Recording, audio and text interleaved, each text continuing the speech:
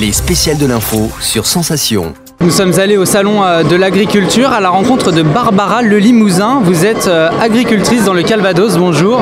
Bonjour, merci. Alors est-ce que dans un premier temps vous pouvez nous présenter votre activité, ce que vous faites? Oui, donc moi je suis installée sur une ferme avec mon mari, donc à la Corne dans le Calvados, sur une ferme de 90 hectares avec 70 vaches laitières. Donc il y a une partie qui est part à la laiterie. Nous sommes en AOP beurre et crème d'Isigny. Et il y a une autre partie que l'on transforme sur l'exploitation en beurre, crème, fromage, etc. Et pour réaliser cela, nous avons aussi 2 salariés sur l'exploitation.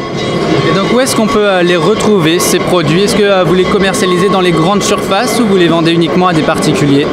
Donc nous, on privilégie la vente en direct. Donc on ne travaille pas avec les grandes surfaces. On a un magasin à la ferme qui est ouvert 2 demi-journées par semaine. Et ensuite, on a aussi 2 distributeurs automatiques qui sont situés à Grand Camp et à Bayeux. Et ensuite, on travaille aussi avec des épiceries, des restaurateurs et des fromageries. Donc on peut dire que vous favorisez les circuits courts dans quelque sorte? Oui, je favorise les circuits courts parce que je pars du principe qu'on s'est aussi mis à transformer pour limiter les intermédiaires, les éviter en quelque sorte. Et du coup, c'est pour ça qu'on s'est fixé de transformer plutôt moins, mais mieux valoriser et vendre en direct. Donc aujourd'hui, il n'y a vraiment plus d'intermédiaire entre le producteur et le consommateur? Eh ben, il y a un intermédiaire quand on vend à une fromagerie, à une épicerie ou autre. Mais disons que ça reste des petits intermédiaires entre guillemets et qu'on maîtrise en fait parce qu'on sait le fromager qui va vendre dans sa fromagerie un fromage à nous, il nous connaît, il sait comment on travaille, il sait vendre notre produit et pour nous c'est important. C'est important pour vous aujourd'hui de proposer local et de consommer local surtout quand on est consommateur?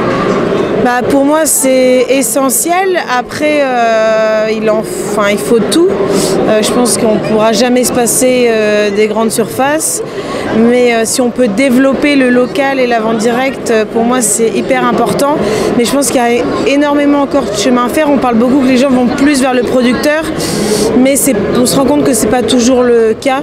Et que c'est pas sur le terrain, c'est vraiment pas évident quoi. Selon une étude justement, 55% des Français souhaitent consommer local. Vous trouvez que ce chiffre,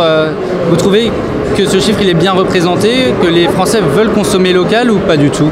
Je pense qu'ils veulent, mais de là à ce qu'ils franchissent le pas, il y a vraiment encore une marge parce que faut quand même que les gens ils se déplacent dans des lieux spécifiques et puis qu'ils aient vraiment la motivation. Je pense que c'est vraiment une habitude à avoir et puis des fois ils ont des idées reçues, ils ont l'impression qu'ils vont plus dépenser à la ferme alors que non.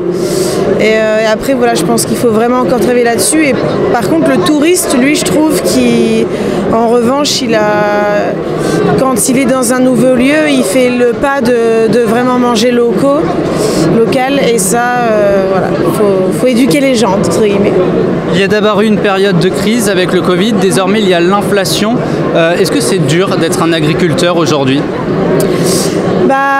Disons que c'était peut-être le moment, pour l'instant on ne l'a pas encore subi dans le sens où vu qu'il y a une inflation en général on sécurise les prix d'achat avant quand on sent une inflation venir.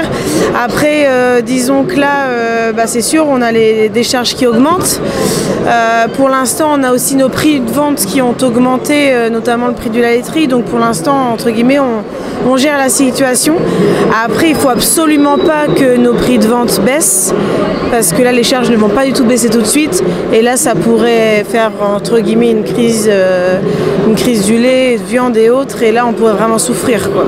Et enfin pour terminer, comment est-ce que vous vous êtes retrouvés dans ce milieu? Est-ce que c'est familial ou est-ce que c'est vraiment un coup de cœur que vous avez eu pour l'agriculture?